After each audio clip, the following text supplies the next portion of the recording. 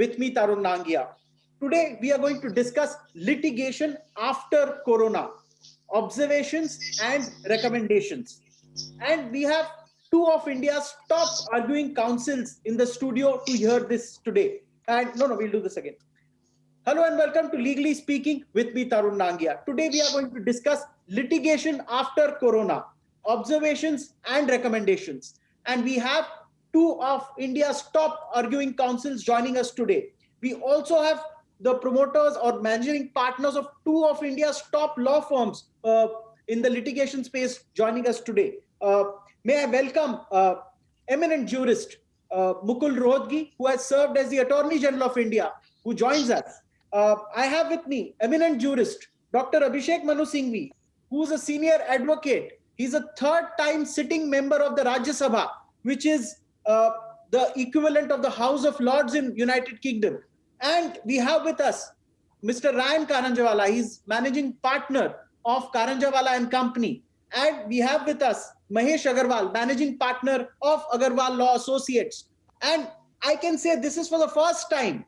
And in India, in the history of India, we have managed to get all these eminent people together for one TV show. And it's going to be a very interesting hour of deliberations on how should litigation develop after the Corona era, as they say. So let us start with a round of opening comments. And in this opening comment, I would like to ask Mr. Rohatgi, how did Corona affect you personally? How did you change? Did you learn anything new? Did you do anything different with yourself? Because you have been arguing through and through during these times. Well, first of all, Tarun, Corona not only changed me, it changed the family, it changed the city, it has changed the country, it has changed the world. Now, specifically, insofar as I am concerned, well, people at my age are not as tech savvy as young people are or as you are, much younger to us. Now, before Corona hit, I could, just kind of operate the iPad to see a film or maybe read a newspaper.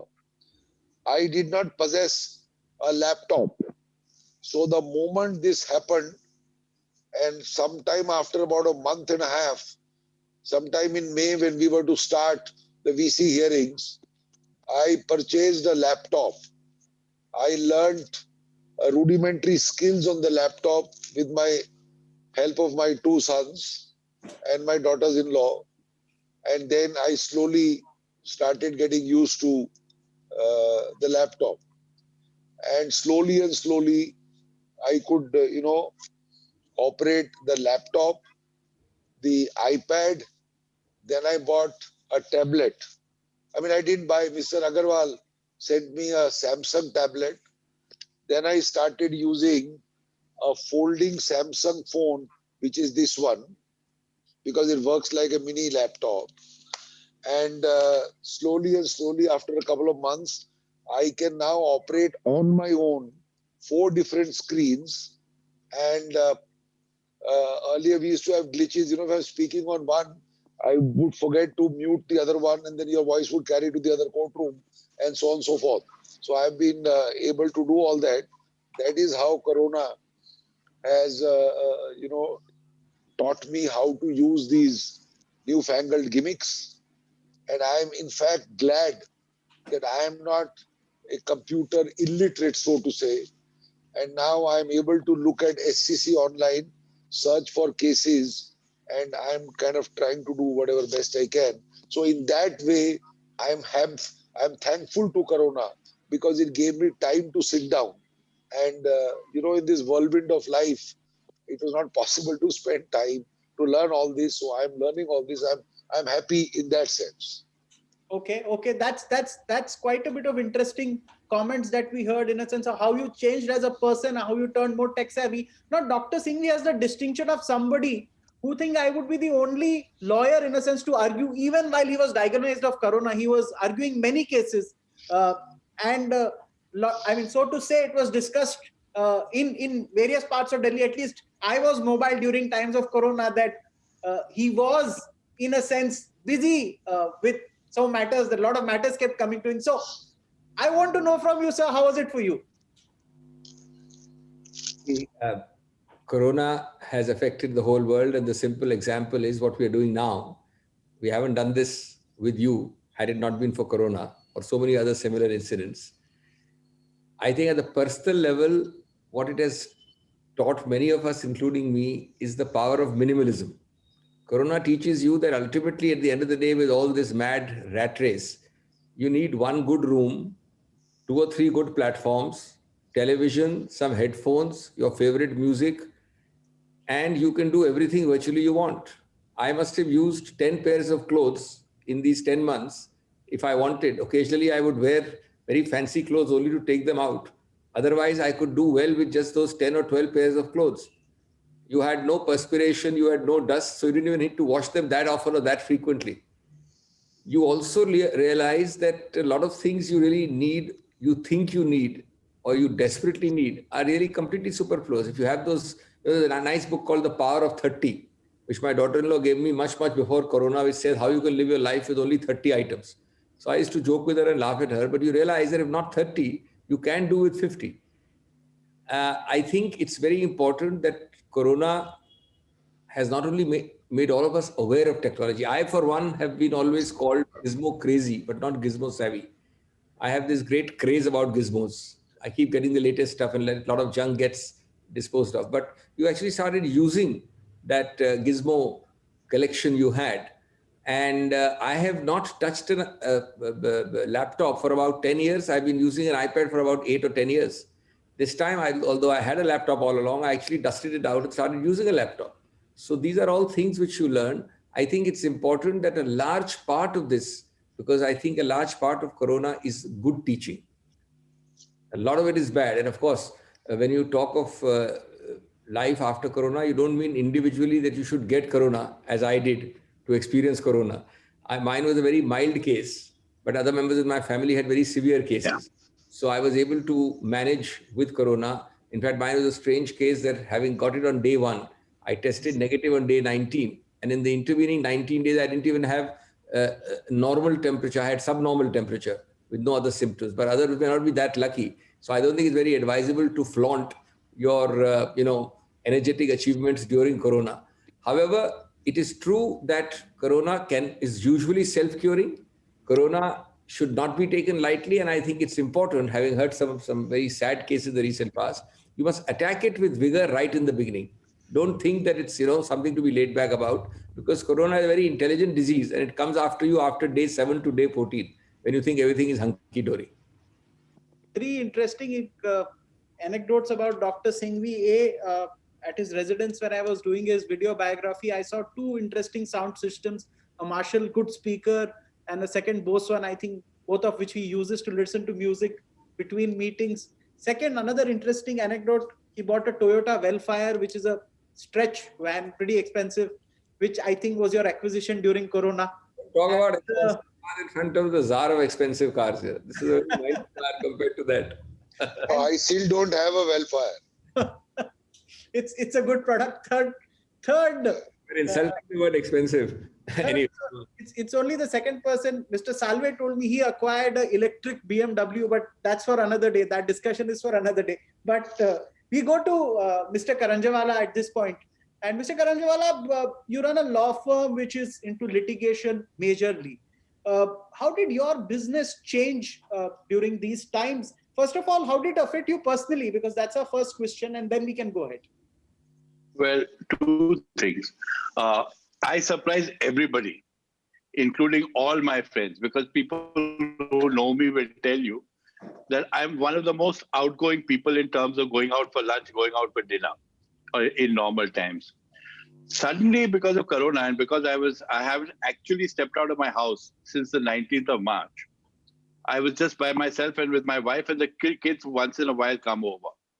So the first thing is that it changed me in the sense that I suddenly realized that I, who was such a social person, could actually do without meeting people as long as I kept in touch with them on the phone. Fortunately, as far as my food habits go, the hotel started catering soon enough, and now we're able to get whatever food one wants into the house. The third thing that it changed me was that Many years ago, I used to every day do a little bit of meditation. Now, post Corona, I've restarted that.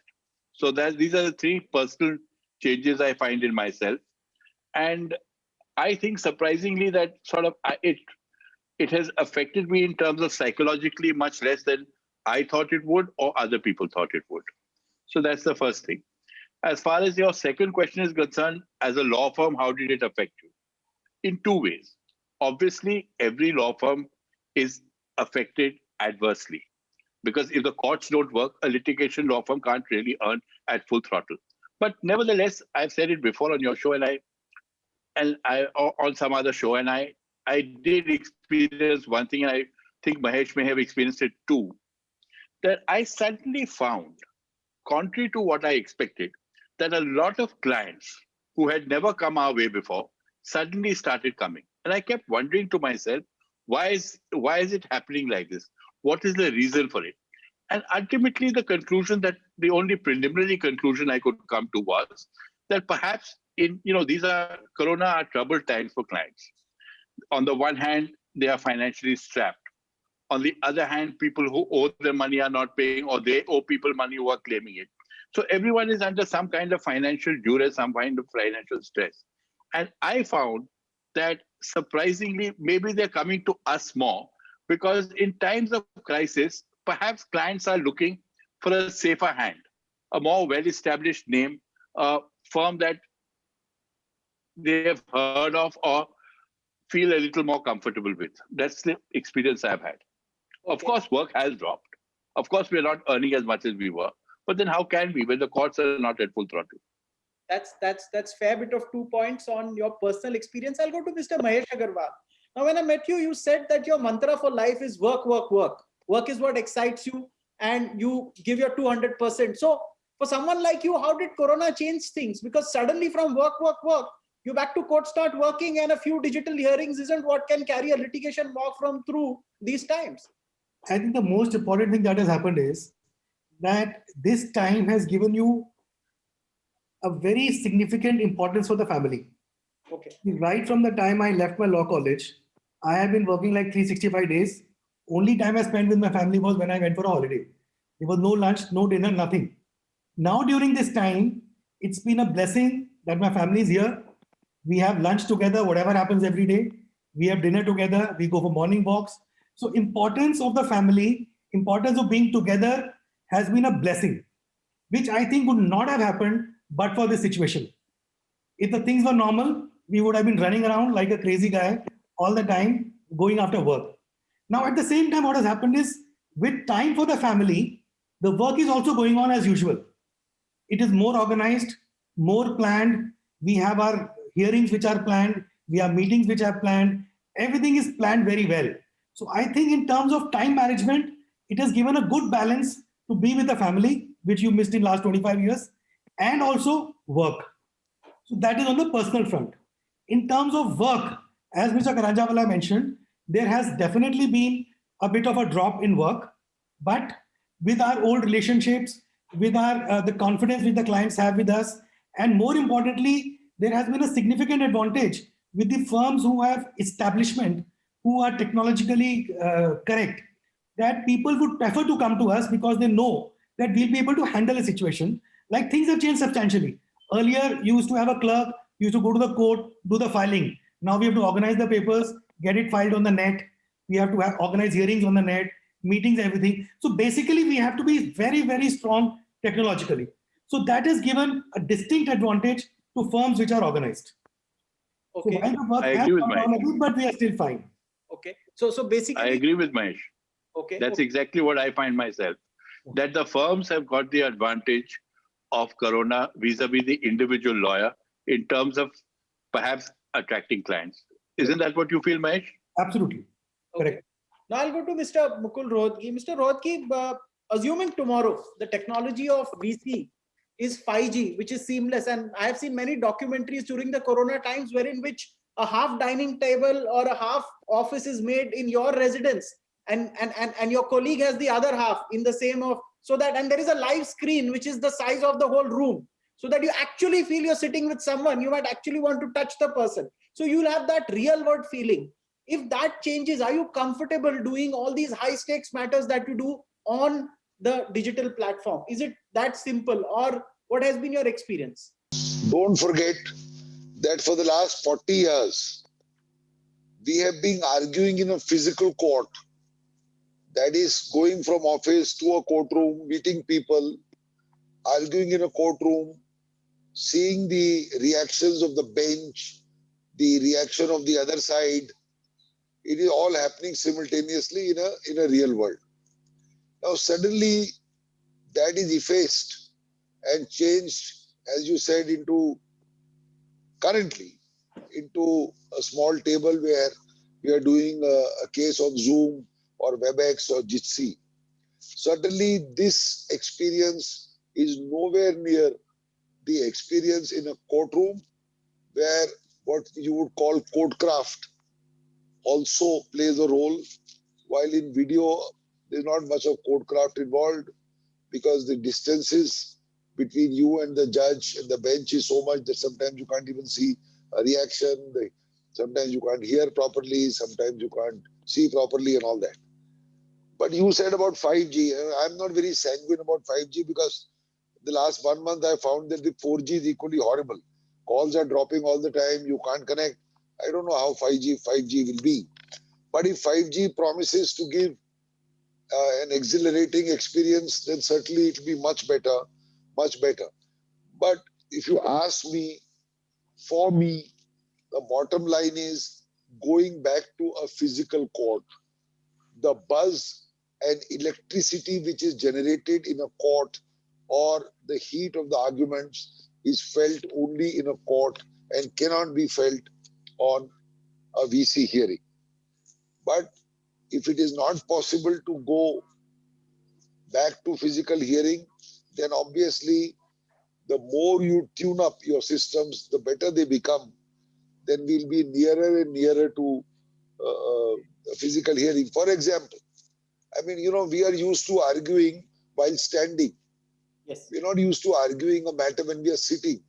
So in the initial months of May and June, I found it a little difficult that, you are sitting on a table and arguing. We would like to stand. So those things have changed over time. Bottom line, I would go back to a physical court any day, but 5G is welcome. We go to Dr. Singhvi. Now, Dr. Singhvi, you, in a sense, on an average rate, can be seen going from Supreme Court to Delhi High Court to a tribunal, and it's too much of running around because you have matters here and there. Now, for someone like you, would you like the added convenience of these digital hearings? But I want to qualify. For example, I've seen your office, and you're sitting on your chair, and there is a life-size screen, which is the size of a whole wall in front of you, with world-class 5G infrastructure. Do you think that can supplement the live court that you go to every day? You've asked a very larger and more significant question, perhaps even you realize. The real question, let me rephrase and paraphrase it. Will we or should we continue, because obviously the normal physical world must come, will come, maybe it's around the corner. Question is, should you continue with some part of the virtual world when the physical world returns?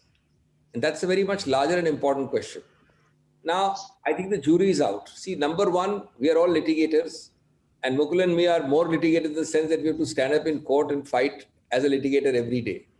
There is nothing like a physical court anyway for litigators, because apart from the great fun of being in court, there is the great gossip, there is the great coffee, there is the great corridor, there is the great interaction. We are all human beings, and human beings ultimately must have a physical interaction.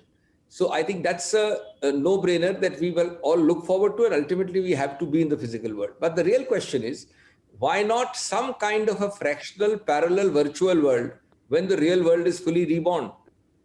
Should you have 1/3 track, 1/4 track in courts, etc.? Now, I'm not going to go into details. I have ideas about it, but it's obvious that, say, 1/4 of benches doing virtual also. See, virtual world has a lot of efficiencies. Let me give you an example, and this can be usefully plagiarized by all my three friends.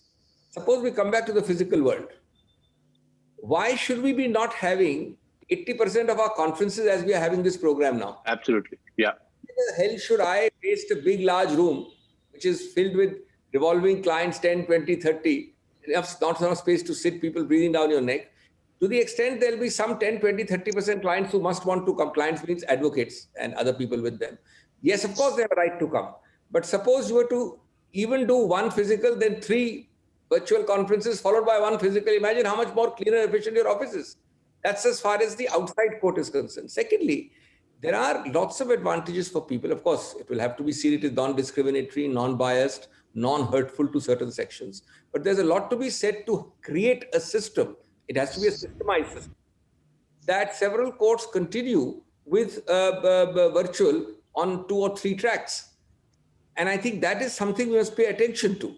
It makes things, and then eventually, of course, I also believe that while 5G is about to come, in India, speaking generally, we need much more to shore up our 3G, forget 4G. We have to shore that up. We have to consolidate and improve the platforms below 5G, because the average chap, you are talking about a highly elitist small percentage in Ireland who's going to be using 5G for a while. For the legal community as a whole, let's get our 3G and 4G totally ramped up. And then, of course, 5G will eventually take over. So I think those are the things we have to detour. 5G, is a newfangled, fashionable thing. Some of us will play around with it and enjoy it. But let's make up these district courts and the lower, levels of our legal echelon ramped up to meet with the basic facilities. Very interesting. Tarun, can I add Yes. a comment to what Singhvi said? See, I've also been thinking as to why we should not, have a parallel system of physical when it starts and VC. I mean, I've also been thinking. Of course, it has to be systemized, but the problem is that if you have, say, 10 courts working in the Supreme Court, and you say 4 should do virtual and 6 should do physical. Now, if I am in the court doing cases in 6 courtrooms in physical, very difficult for me to pop in somewhere in some other enclosure and start doing VC, then coming out, then running to a physical court. I mean, it's very difficult to do it in a parallel time. I mean, maybe it can be this way, that from 10 to 1, every court is physical, and from 2 to 4, every court is virtual. Something like Shifts, for example. something like that. But Dr. Singhvi, you're in Supreme Court. Somebody wants you in High Court. Somebody wants you in a tribunal. Don't you think digital is beneficial at that time? Or same from Mr. Rodgi? I don't know, Tarun. I don't think it's just a military approach. It seems for a while that it is more easy access to multiple high courts and places. That may not always be same, because equally when you are in the same physical building, you can run around to many more courts. So I think there, the law of averages out. Of course, there is one clear advantage for what we call outstations. You can do multiple outstations in a day, but that's not a paradigm. Okay. But I think you have to see it holistically. You have to make a plan for it. That's true. Still, answer to a physical and virtual coexisting is some kind of a shift system. Take, for example, judges wanting more work. Why is it necessary that it must only end at these hours? There could be a shift system for some people. A little later in the evening, a little earlier. These are all things. Of course, it's not a question of me giving an ad hoc plan or he giving an ad hoc plan. You have to systemize it into a national plan. But I'm saying we should not give up the idea. We should think seriously about it. And I'm sure we can easily work out a national plan easily into a document of 5 pages as to how you can have both. And remember, over time, let's take a 20-year view when we are not going to be practicing. Then it is going to also have the parallel huge advantage of less and lesser paper. We're not realizing that. Now, today we have a small little thing for which we are blowing the bugle so much that both sides of the paper will be used now in the Supreme Court. Of course, litigants and the public may ask, why said that's a great revolution? Why did it happen years ago? Now, that means that if you cut 1 million trees, you're cutting only 500,000 trees. Now, that way, over time, though I love to use hard paper, I love to write, but we will start having less and less paper. There's going to be a huge environmental thing. It's going to be a huge efficiency thing also. Before I end part 1, a very quick question to Dr. Singhvi on mentioning that happens in the courts. Do you think that can happen on digital? Is that an option? Of course it can. To be very honest, we are all beneficiaries of this system. Let me be very brutally frank. The mentionings should, we are all participants, we are all beneficiaries, but mentionings should be minimized because they work unequally. They work discretionarily. They work in a not a fair manner always. Yes, some mentionings are important. We have all been complaining that we've reached from heavy mentioning regime to a zero mentioning regime. And there are a lot of genuine cases where zero mentioning doesn't work. You need to tell the court this is the urgency. So have some regulated system like that. But I think the old system of mentioning, even when we return to physicals, you have to regulate it. It's a bit too much. Mr. Karanjawala, you had a point at that Tarun, episode. if I come in on this, Yeah. mentionings, according to me, frankly, now in the new system, the Chief Justice can take upon himself and on one or two benches to hear it every evening between 5:30 and 6:30 or 6 to 7 or whatever time he finds convenient. In which case, a lot of time which goes in just mentioning matters in court gets taken out of the system. The judge has to put in an extra hour of work, but so be it. He is the Chief Justice. He just hears the matters in the evening, decides this is important, this is not urgent, and allocates it. So you can use virtual hearings just for mentionings to begin with. Of course, as the show goes on, I'll give you my other suggestions. But this is one of the things that can always happen. Very quickly before we close, Mr. Agarwal, you agree? Can it happen a day before at 5:30?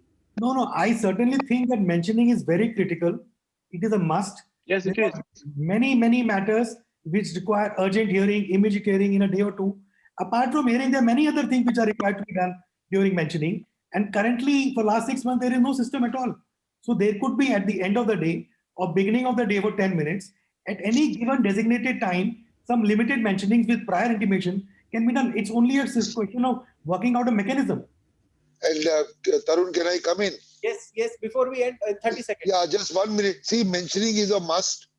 There can be rules. Like Singhvi said, sometimes it works unfairly for the others, favorably for us. One lawyer should be allowed only one mentioning in a day, number one. Number two, it's not necessary that the Chief Justice does it every day and here's an extra burden. You can divide it, 1 week the chief will do, 1 week court Correct. number 2 will do, 1 week court number 3 will do. So you got 11 courts. The chief's turn will come if he wants to delegate. It will come after 12 weeks. So what is the problem? And you can do from, according to me, 20 minutes in the morning or 20 minutes post 4 o'clock is good enough. My We've friend had is those member, kind of- Fair point, but friend we're is totally out member of at time the point. on legally speaking. We'll discuss this in part 2. I would like to thank Mr. Rodgi, Dr. Singhvi, Mr. Karanjawala and Mahesh Agarwal for joining us on part 1 of Litigation After Corona, suggestions, recommendations and observations. In part 2, we talk more on this very important issue. Thank you, viewers, for joining us on today's show. Thank you.